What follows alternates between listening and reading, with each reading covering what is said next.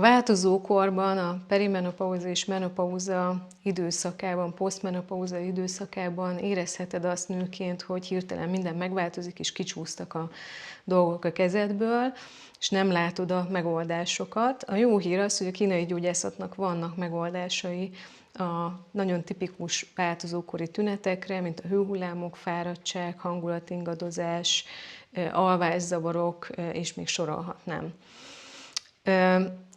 A rossz hír az, hogy amit eddig a szőnyeg alá söpörtél és nem változtattál rajta, az most a változókorban, nem véletlen a neve, kikerül a nagy táblára, és valóban változásra van szükség. Hogyha szükséged van egy útmutatóra, hogy hogyan változtass, akkor a 5 elemes 3 részes videósorozatban most a változókorral foglalkozunk, elsősorban az étrenddel, van egy alapanyagtáblázat is mellette.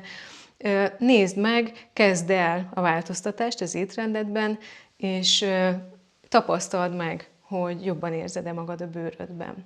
Tarts velünk, regisztrálj a videó alatti gombra kattintva, nagyon sok szeretettel várunk!